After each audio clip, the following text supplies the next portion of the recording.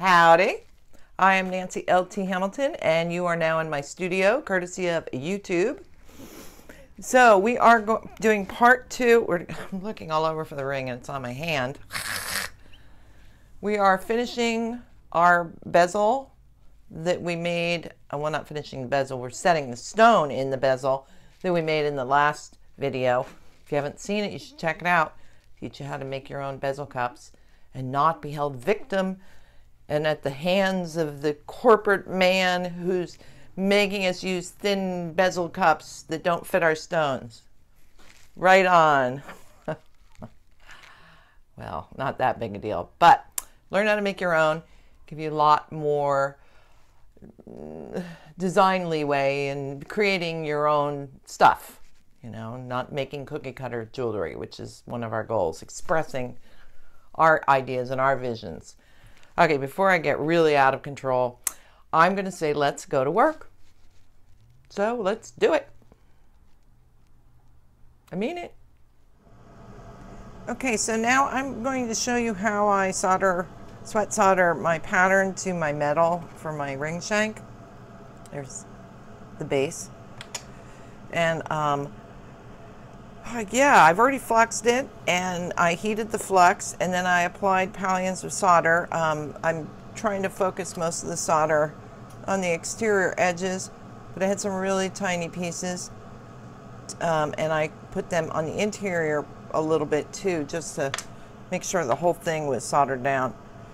You don't usually have to do that with a solid piece, but with a pierced piece, it's a good idea because things can not flow as smoothly because of the cutouts, and the holes could get caught on something with somebody wearing the ring. So I'm just being double sure that this is truly soldered down.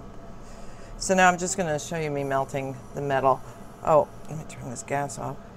Cut up a ton of little solder pallions ahead of time too.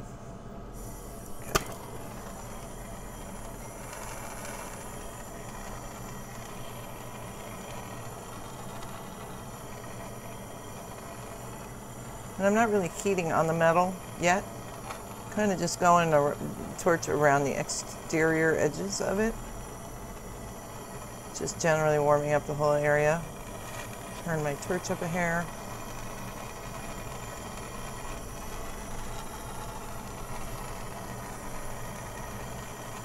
Should be getting close.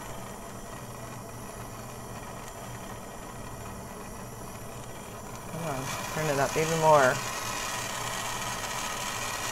Okay, it's starting to get flow. Now you can also use your solder pick if you want to spread the solder around on the piece.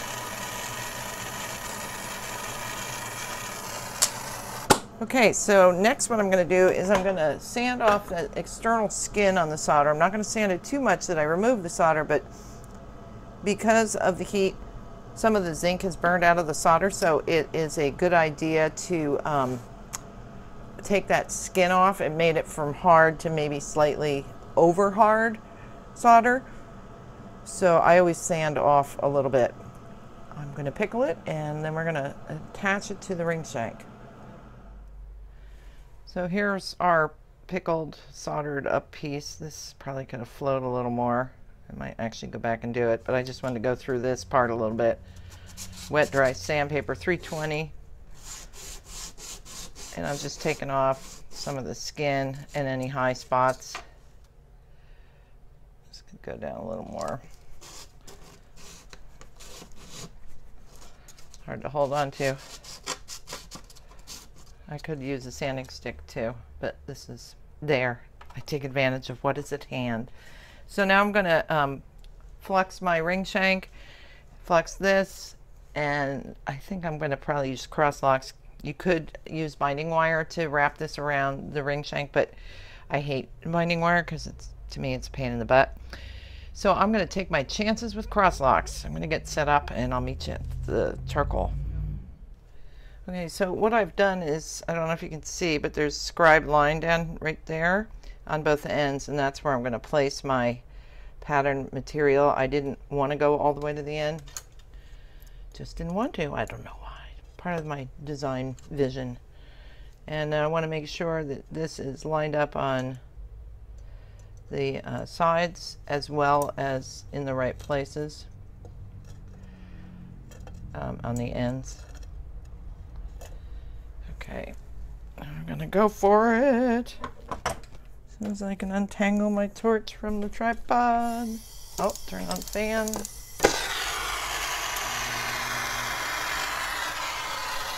All right. I'm going to heat the cross locks because they're heat sinks, and the hotter they are, the less heat will run down there. And I don't want to take too long in heating this up because it'll get dirty and then the solder won't flow. Really heavy material underneath, so I'm aiming the torch under on the heavier ring shank. I could put this up on a tripod. I mean on my, what do you call it? Enameling trivet. I can see solder flowing. Now I think it's probably tacked on there. I'm gonna take off some of these cross locks now. Maybe use my solder pick. By the way, if you let these cool off naturally, the cross locks, they're annealed, so they're easier to bend back into shape. Just an FY.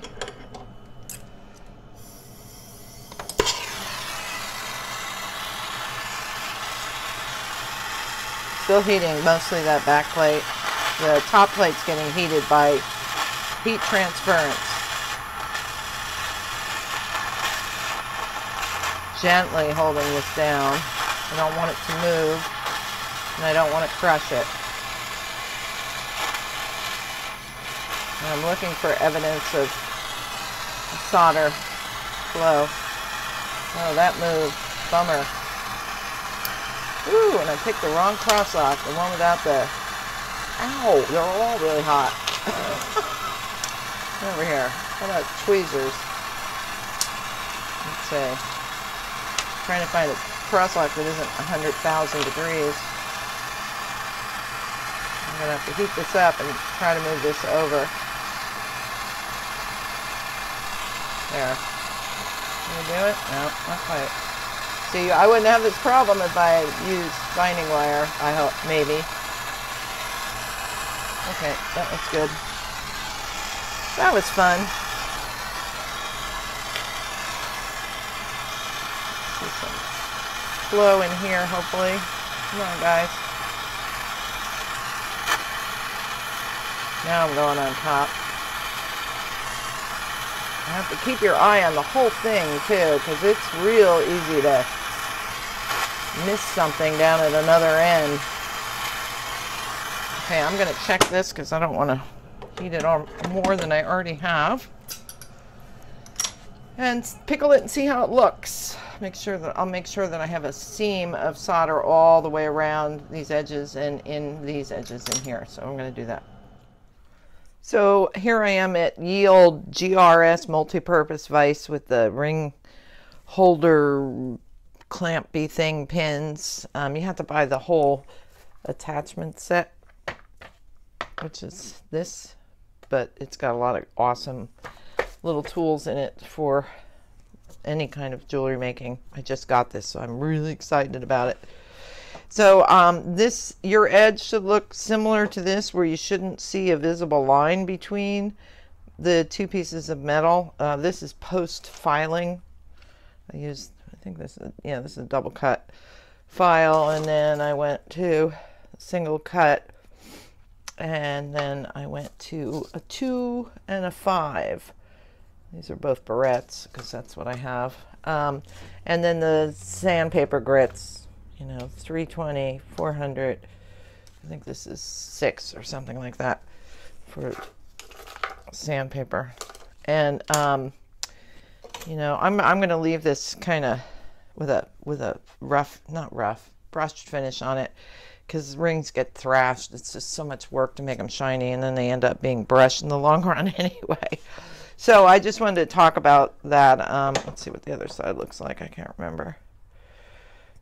Okay, so this is looking pretty good too. I haven't sanded it tons yet, but so what I need to do now is blend this edge here into the rest of the ring so you can't tell that it's there, hopefully. And then I'm going to bend it on my ring bender by, I think it's Pepe, because this is base metal is 12 gauge, and then I don't even remember what gauge this is. I'll measure it, find out what gauge it is, but it's too hard for me to hammer with my old lady hands. In this image, you can see gaps, and that means I need to file down a little farther until I can't see the seam anymore. In this image, the gaps are no longer there, and I would call this filing complete. Now, the best way to tell, because I could not see that with my naked eye, is to take a picture of it and zoom in on it, and then you'll see what you need to do. Sometimes it's frightening. Now I'm going to show you how I round the edges for my open shank rings, and also how I'm blending the overlay into the ring shank. It's very exciting. So what I want to do is I'm going to blend this edge into the band in the back, and I'm using coarse sanding disc to start, and I'm going to graduate this down so that it looks like a natural transition. Somebody asked me how I finish my edges for open shank rings, which is this is going to be, and it's a similar process. I just grind down the corners and any sharp edges. I can round it as much or as little as I want. A little like sculpting with sanding disc. You just have to be careful that you don't take away more than you want. If you're nervous, you can always start with a less aggressive grit. Make it slower, especially if you are new to using a flex shaft.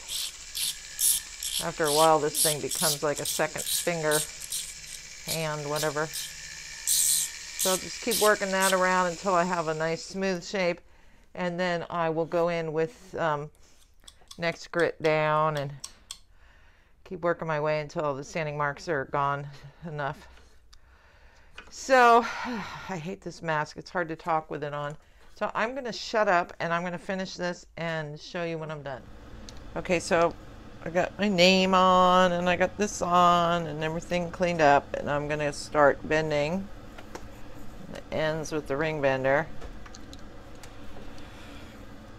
Do it this way.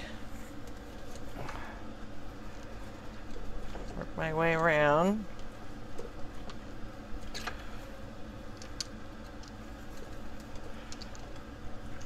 Tell you, but this thing is awesome when you're working with really thick metal.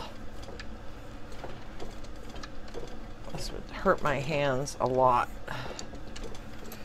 And I'm going to switch to next one down.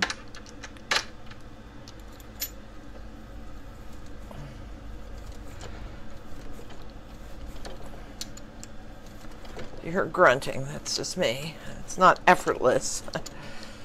I do have to pull tightly. And I might go anneal this now because it's getting a little hard to bend. And so I'm going to do that, but so much easier than hammering. Big, I got to get this thing annealed and shrink it a bit. This is a little extra video coming up. I thought I should show forming a ring shank on a bezel mandrel.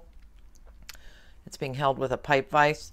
You know, because not everybody has a ring bender. Although I must say that with the heavier gauges, it's really nice to have, especially if you have arthritis or any other physical disabilities. So I'm gonna show you that now.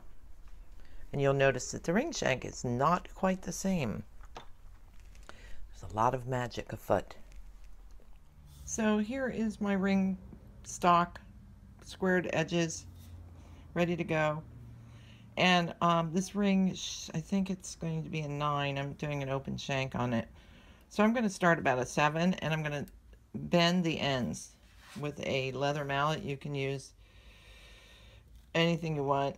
Thicker metal, you might need to use a steel mallet, but you're going to have cleanup. This is a pattern on it, so I want to be careful. So I start with bending those ends over, and I'm going to flip it over here, the other side. You can also reverse it, because remember, these are conical shapes, and they tend to become cones if you don't flip them. So I'm just going to keep rounding it. I'm about 6.5. Oh, jeez, why does everything I do end up on the floor? If you find that it's getting really difficult to move the metal, go and anneal it. It's really such a nice process. And if you don't know, Sharpie kind of disappears at around 1100 degrees, which is very close to annealing temp for most metals that we work with, the base metals and the sterlings. So go ahead and just put some Sharpie on your metal, and when that, all you see is the shadow of where the Sharpie used to be, it's annealed. So you'll notice that this is not lined up in this direction. This side's lower than this side. So you just keep adjusting on the ring mandrel until you get a nice even fit. And I'm going to bring it down here. I got a while to go before I'm at a 9. And I'm turning the ring shank on the mandrel as I hit. And keep flipping it so that you don't end up with a conical shaped ring. So if you want to tighten the gap in a ring band, you bring it into a area that's smaller than what you want. That's why we're working on a size 7 for a 9. It gives the space for the metal to, the metal wants to shape to whatever is underneath it. And if it's so tight that you can't hammer it, there's nowhere for the metal to go. It'll just stay in the same place or stretch. So you want to do something smaller so you've got these gaps in here. So pull this up and make sure that it ends up on the same marks, on the same, when you flip it. So that's that. See how that's not even? That has to be adjusted right there. This is higher than this. I can also adjust with pliers. It wasn't it. I lied. Oh my. And if you really have doubts about your fit, go ahead and anneal it again and just reshape it on here, remembering to flip it often.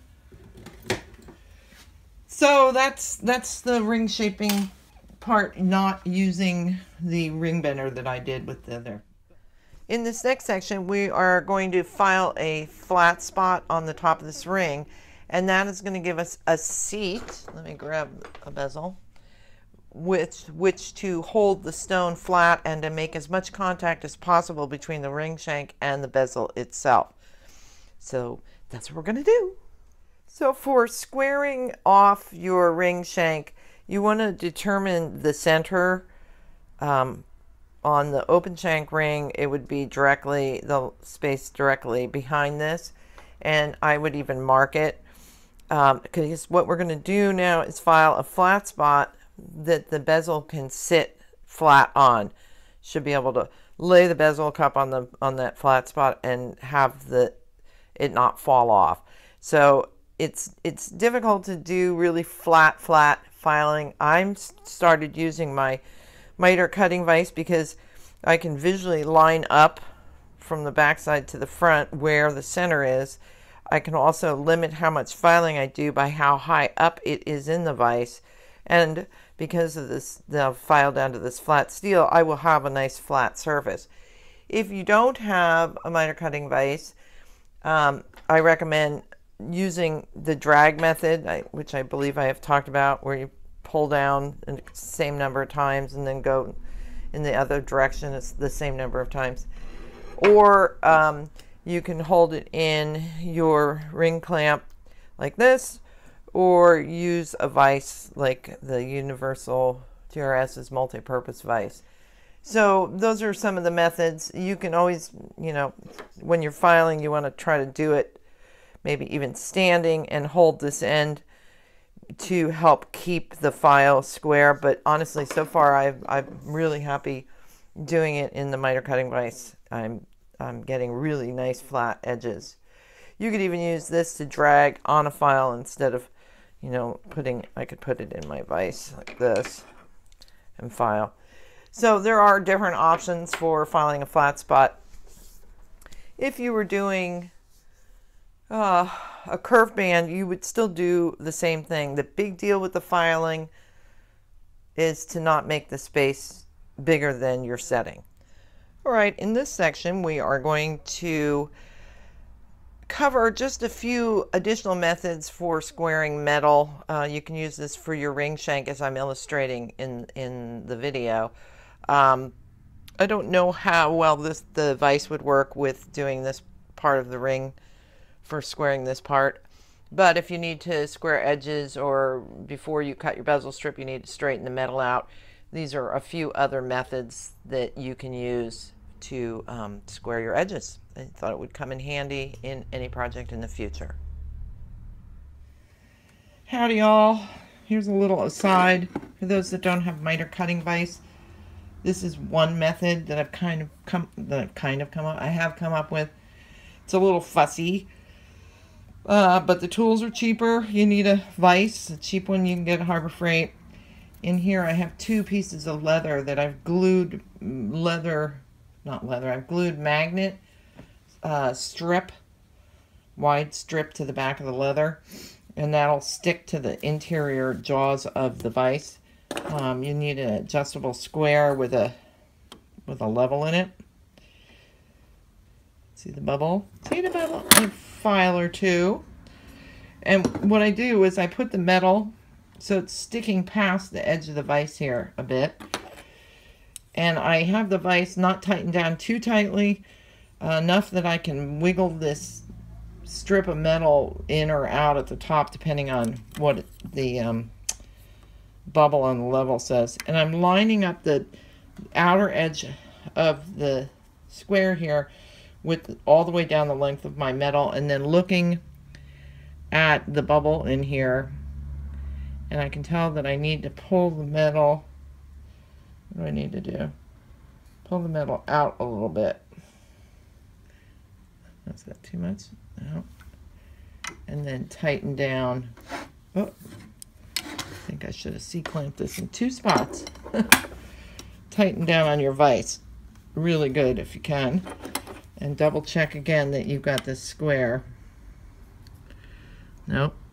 Did not. This is what I mean by fussy. You have to keep messing around with this. And once you get it level, you don't want to take it out again. Okay, so let's see. That needs to come out a little on the bottom. Let's see. Are we centered? Yes. Okay, so now I'm going to tighten down.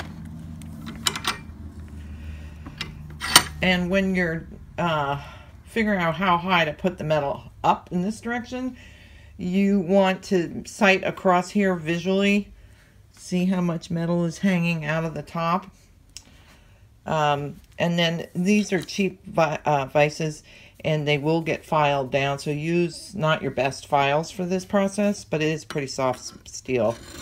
And then I hold one end of the file this way, and my other hand is like this, and the movement is as square and level as I can get it. Although I have noticed that we tend to file in an angular direction, in a downward direction, even like this. So I try to compensate by pulling up a little on the end of the file. Now after a while, and you've been filing, and you start to see these marks, you can check to see how much more you have to do by rolling some Sharpie on there. Careful about this edge. There's a tendency to want to curve this edge with the file because it's not protected by the jaws over here, so you have to be very careful. Don't think about starting on this edge. Think about starting in the middle with the file. You can see there's still Sharpie on here, so this part is probably level at this point. I have to be careful that I'm not taking too much down over here.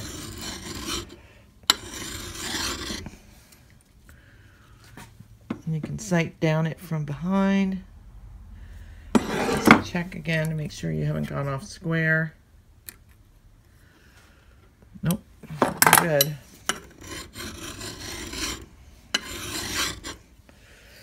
So I'm going to move on to a fine file now because I might as well get the filing over while I'm here, and then I can even do a sanding block and sand while it's in here so that I don't inadvertently file something that's not, or sand something, something that isn't flat on here. Oh my God. So that's one method. I'm going to show you method two. So this is another method to try to help you get square edges. This is just a 2x4 cut. This is my file, and my file is C-clamped to my desk. Got my strip here. I've got a non-square point here. So I want to do, this is the one I just did in the vise, which looks really good.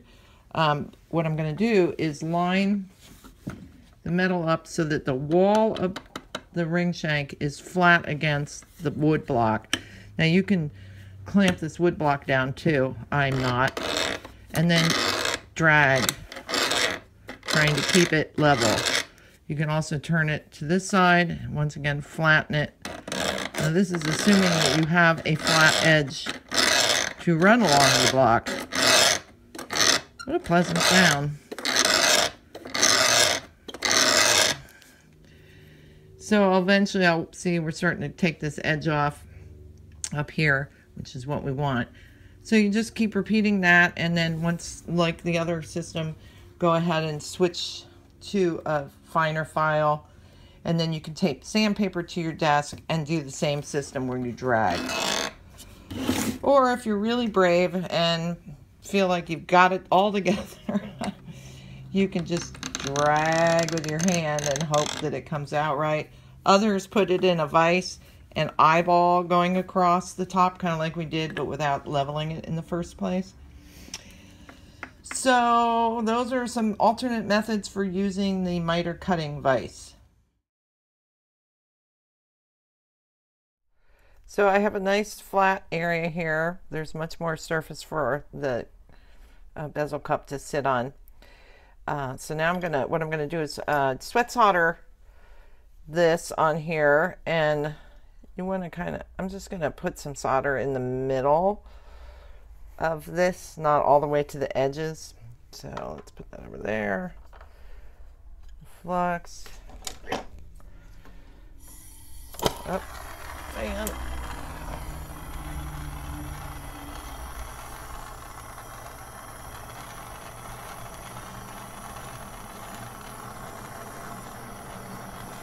And I'm just gonna pick up a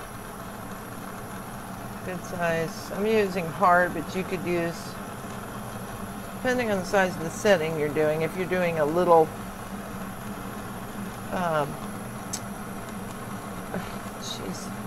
you know, like a faceted stone setting, like a basket setting or something, you might want to use even easy solder for this. I'm just going to use the hard. What happens is that it's kind of like balling up your solder ahead of time. What it does is it burns out the zinc, and it makes the solder harder than it actually started as. So that's why you can use hard solder for more than 1, 2, or 3 joins, because it actually becomes extra hard, all the seams that you soldered prior. So I'm just trying to spread this out a little bit on here. It's hard because it keeps sticking. All right, I'm gonna pickle, and then we're gonna line this thing up and get it soldered and call it ready for, almost ready for setting. So when you set this up, you want to look at it from this angle here, and then you want to look at it from the top down, and you want it equally lined up on both sides. Because my fit was really nice and I filed that flat spot, I don't need to use anything to hold it up. I've applied flux everywhere, and I also filed down the skin off of the solder on the bezel cup. So now it's time for the heat. Here we go. I'm not going to move the turntable. I don't want to knock this over. I'm going to heat this ring band. That's where all the weight is.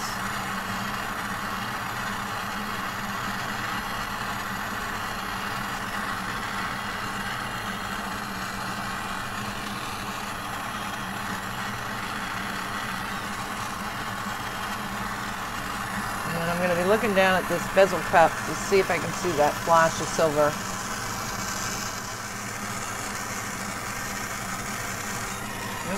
I'm starting to saw solder on the bezel, so that's not good. So I got a little too crazy there. Time to stop. I'm gonna make sure that's not gonna fall off and get ya. I'm gonna drop that into my quench, and then we'll take a look at it. Well, obviously everything turned out all right, because here we are getting ready to set the stone. Alrighty, it's time to set the little darling. I'm hammering my pusher, which is actually a chasing repose actually tool, and I like it because it's smooth and somewhat shiny, but not too shiny, and it's broad. So the first thing is to come in from, I'm trying to get my hand out of the way, from this angle, and push the bezel wall up against the stone on both sides. Let's say east and west here. And then we're going to do the same for north and south. And you want to make sure your stone isn't rising up there. You can even hold it with one finger. It gets very tricky. We are magicians. So now we've got the stone pushed over north, south, east, west, and we're going to go in between those that we just did. And always on the opposite side. This is a little hard to do in the back one.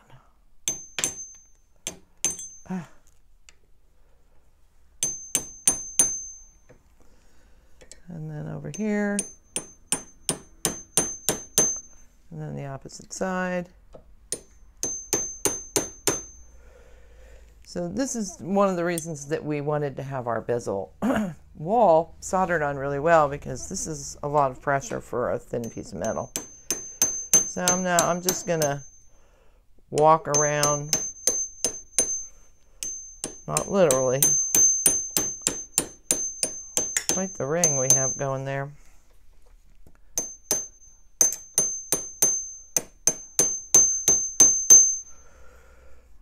And pushing down any spots that happen to be not pushed down. I think I need to lock this down too. Vice movement. I could use my DRS ring clamp here too. And if you don't have a vise like this, you can always use the ring clamp in your bench pin. If you're going to be doing a lot of setting, you might consider something like this. And I saw somebody use double stick carpet tape, which you could tape onto a square block. She did it right on her desktop. I don't know if I do that, but you could do it on here and then clamp the wood to your bench. You can use pitch. You can use all the new thermo plastics. So there's a lot of ways to hold your ring in place while setting. Okay, so now I'm going to come in at an angle. I'm going to turn it to its long way instead of having it this way, at a slight angle.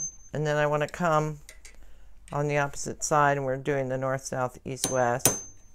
And this is starting to push the bezel wall over the curvature of the stone.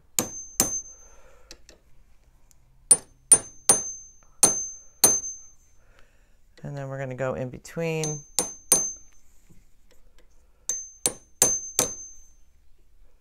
North, south, and east, west, that is. From opposite sides. And then, camera is right where I need to hammer. I guess I can turn the vise. Imagine that. Oops, wrong way. Sorry. I'll have to wait over there. Turn it again.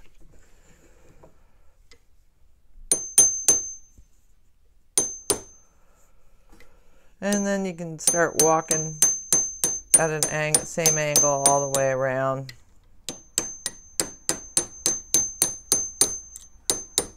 I think it's this chasing hammer. It's got this nice steel on it. I don't know why it's ringing so much. Sorry. And you want to check for wiggle. You can just do this, move it back and forth. I don't have any, so I'm a happy camper. So now I'm going to do a more advanced angle, a steeper angle. Sometimes I say things and it's like, what the hell does that mean?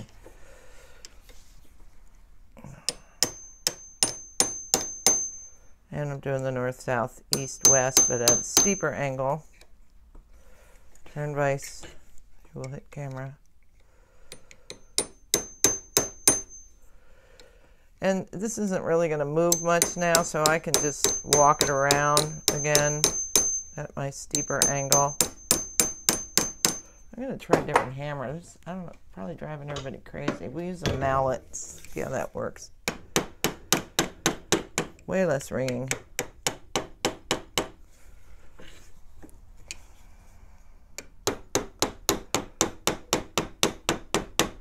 And I'm not hitting the stone with this, I hope.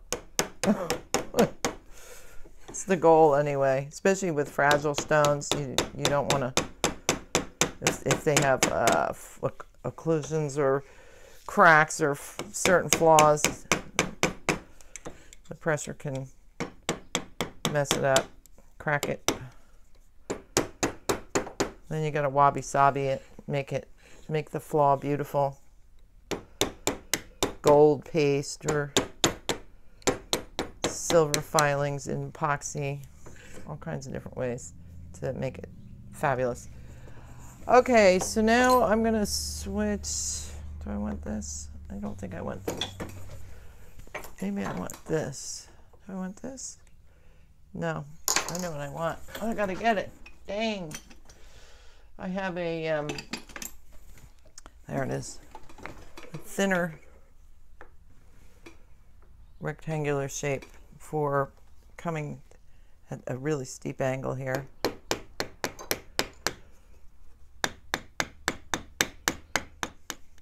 Kind of thickening the bezel, making it look bigger than it, wider than it is.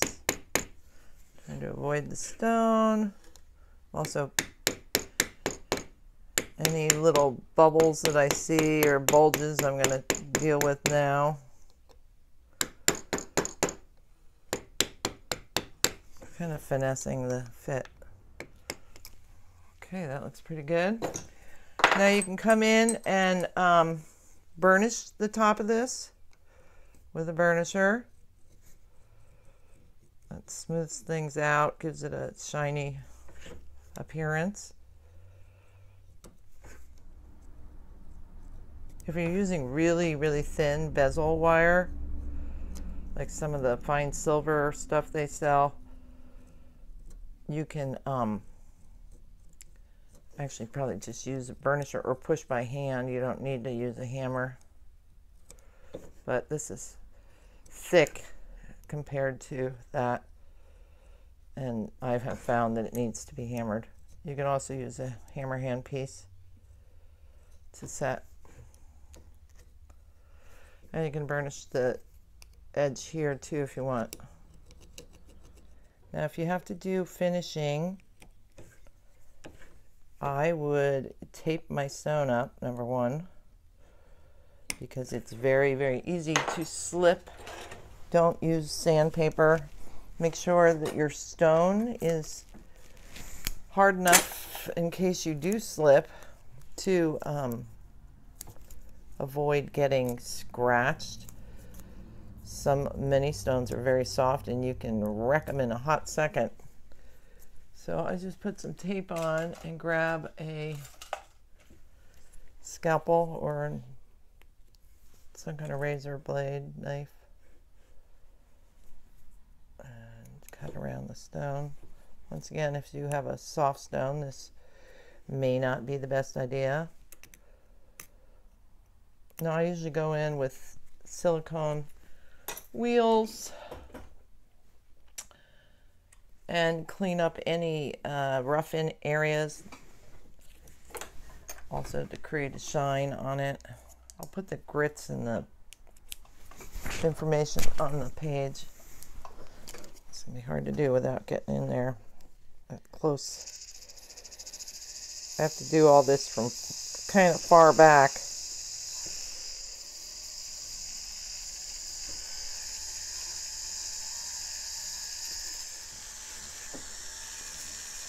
If you have very, very thick bezel material, you might think about filing a bevel on the edge that gets set over the stone. That'll thin the metal, but it also makes a really nice looking bezel too. If you find any little flanges or something in the interior, you can use a knife edge graver, and clean any of those off.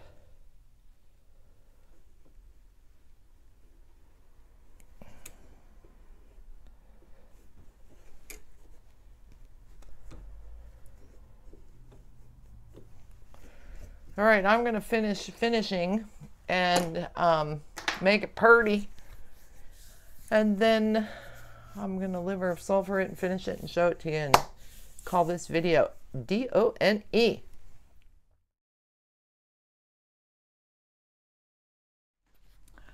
Here we go. We did it. I tell you, we are good. We are a good team. So thanks for joining me in my studio, which looks like a bomb hit it as usual. I'm sure yours doesn't look much better. Yeah, that's it. So check me out on Pinterest and Facebook. I've got 2 Facebook pages. I'm on Craftsy and I'm here. So don't forget to subscribe. I mean, that's like a no-brainer. And like the video. También. Gracias. And I'll talk to you next time. Thanks for stopping by. Bye.